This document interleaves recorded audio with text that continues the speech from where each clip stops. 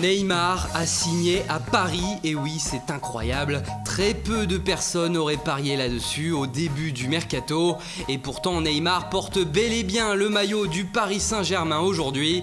Incroyable transfert, mais incroyable histoire également, remplie de rebondissements. On va tout vous expliquer depuis le début. Tout commence en avril 2016. À l'aube du mercato d'été, Zlatan Ibrahimović est en fin de contrat à Paris et se rapproche de la sortie. Le PSG veut donc recruter une nouvelle star. Et si la piste menant à Cristiano Ronaldo se refroidit, le club parisien décide de prendre contact avec l'entourage de Neymar pour tâter le terrain. Dans le journal L'Équipe, son agent Wagner Ribeiro donne une interview et déclare « Si le PSG montre de l'intérêt pour Neymar, on pourra discuter. Un contrat peut aussi être résilié à condition de payer la clause libératoire. » Le montant de cette clause était à l'époque de 193 millions d'euros. À la suite de ses premiers contacts, une rencontre a lieu entre le père de Neymar, l'agent du joueur, et l'ex-directeur sportif du PSG, Olivier Létang. 1er juillet 2016, le dossier est déjà clos. Neymar prolonge son contrat au FC Barcelone jusqu'en 2021. Sa clause libératoire augmente en conséquence. Elle s'élève désormais à 222 millions d'euros. Un prix a priori inaccessible pour n'importe quel club. Septembre 2016, l'agent de Neymar, Wagner Ribeiro, prend une nouvelle fois la parole, cette fois-ci à la télévision brésilienne. Oui, Neymar était proche de rejoindre le PSG cet été. Le club était prêt à payer sa clause libératoire, mais il a prolongé au Barça parce qu'il voulait rester à Barcelone. Une déclaration qui n'a pas laissé le PSG de marbre. Le club décide donc de répondre dans la presse. C'est obscène, Neymar s'est servi de nous pour faire monter les enchères avec Barcelone.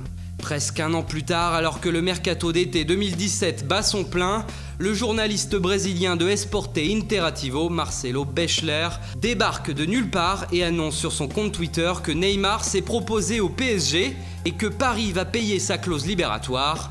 Son média affiche déjà le Brésilien sous les couleurs du PSG, mais ça ne prend pas, personne ne veut y croire. Le transfert est trop beau pour être vrai. Qui peut acheter un joueur à 222 millions d'euros aujourd'hui ? 2 jours plus tard, Neymar accorde une interview au site goal.com et explique qu'il est heureux à Barcelone. Des propos certainement orchestrés par le club barcelonais qui tente d'éteindre l'incendie. Mais les pompiers arrivent en retard. Le lendemain, les radios espagnoles Catalunya et RAC 1 annoncent sans sourciller que le transfert de Neymar à Paris est fait à 95%. Le montant de son salaire proposé par le Paris Saint-Germain est même dévoilé. Le Brésilien pourrait toucher 30 millions d'euros net par an. C'est à ce moment-là que le monde du football commence à y croire, tout doucement. Et si c'était finalement possible ? 23 juillet 2017, coup de tonnerre, il est 22h55, les enfants sont couchés, mais le défenseur emblématique du Barça, Gérard Piqué, publie un selfie de lui et de Neymar sur les réseaux sociaux, accompagné de seulement 2 mots, c'est Queda, il reste en français. La photo fait le tour du monde, la rumeur prend une sacrée claque. 2 jours après, Barcelone s'apprête à affronter Manchester United en match amical et surprise, qui arrive à la conférence de presse d'avant-match ? Gérard Piqué.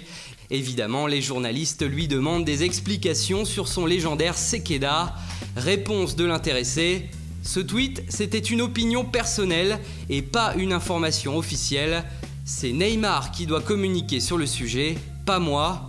Avant d'ajouter un petit tacle glissé à la Ligue 1, je lui ai dit de ne pas aller à Paris parce que là-bas, il n'y a que la Ligue des Champions qui compte. 27 juillet, la clause libératoire n'est peut-être plus à l'ordre du jour, ça coûte trop cher. Et oui, pour libérer Neymar, le PSG doit verser directement l'argent au joueur pour qu'il puisse racheter sa clause par la suite. C'est comme ça que ça fonctionne. Or, cet argent, s'il est versé au joueur, il sera taxé par l'État, ce qui pourrait faire monter le prix à 300 millions d'euros. Les dirigeants parisiens souhaitent donc négocier un transfert sec avec le Barça pour alléger l'addition. Le FC Barcelone répond dans la foulée, c'est non. Si le PSG veut Neymar, il faut payer la clause. Le lendemain, à l'entraînement du FC Barcelone, Neymar se chauffe avec la nouvelle recrue Nelson Semedo, prêt à en venir aux mains. Les images sont captées par les chaînes de télévision et font le tour du web en quelques minutes. La tension monte. 31 juillet, alors que la rumeur enflamme encore et toujours la planète foot, Neymar, lui, a quitté ses coéquipiers barcelonais et se retrouve en Chine dans le cadre d'une opération commerciale. 1er août, son avion de retour est suivi en direct sur les réseaux sociaux. C'est la folie. Où va-t-il atterrir? À Paris, au Brésil, à Mulhouse? Le joueur s'en amuse et publie une vidéo dans le plus grand des calmes où il se localise aux Émirats Arabes Unis. Les médias s'emballent, que fait-il là-bas? Il est tout simplement en escale en attendant son prochain vol qui l'amènera à Barcelone. Les supporters parisiens tremblent, pourquoi Neymar retourne là-bas? Et on va le savoir très vite. Mercredi 2 août, c'est la folle journée qui sera décisive pour le transfert le plus cher de l'histoire. Et pourtant, ça commence très mal. Tôt le matin, le président de la Liga, Javier Tebas, fait la une du site internet de AS. Il a accordé une interview aux médias espagnols dans laquelle le PSG prend très cher. Il déclare « Non, nous n'accepterons pas l'argent d'un club comme le PSG. Paris est un exemple clair de dopage financier, de club État financé par le Qatar, d'autant plus que ce club enfreint des règles, les règles de l'UEFA et du fair play financier. Si le PSG arrive avec l'argent de la clause, nous ne l'accepterons pas. » Quelques heures plus tard, Neymar est de retour à l'entraînement du FC Barcelone, mais il repart aussi vite qu'il est arrivé.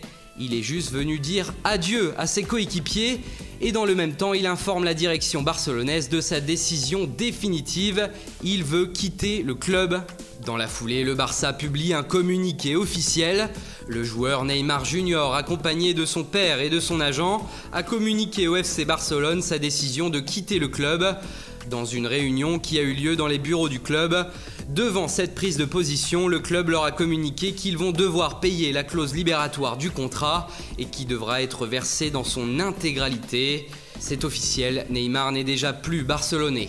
Dans l'après-midi, le Brésilien reprend encore l'avion et atterrit cette fois à Porto pour passer sa visite médicale. Pourquoi au Portugal? Tout simplement pour rester discret tant que le transfert n'est pas officiel et éviter une éventuelle cohue qu'aurait manifesté la venue de Neymar dans un aéroport parisien. Le lendemain, alors que tout le monde attend l'officialisation du club parisien justement, le président de la Ligue espagnole, Javier Tebas, revient sur le devant de la scène et met ses menaces à exécution. Il refuse le paiement de la clause de Neymar. Mais la LFP en France vole au secours du PSG avec un communiqué. Et finalement, le paiement de la clause est accepté quelques heures plus tard. Et il faudra attendre 21h46 pour l'annonce officielle du club parisien. Le Paris Saint-Germain est très heureux d'annoncer l'arrivée de Neymar Junior, peut-on lire, tu m'étonnes. Voilà, le dossier est clos, quelle folle histoire. Mais le mercato est loin d'être terminé puisque ce transfert, comme vous le savez, pourrait en appeler d'autres. Le FC Barcelone déjà va devoir le remplacer et ainsi de suite. Merci de nous avoir suivis et de nous avoir fait confiance tout au long de ce long feuilleton. Restez bien connectés sur notre chaîne YouTube car il va encore s'en passer des choses, on vous le promet.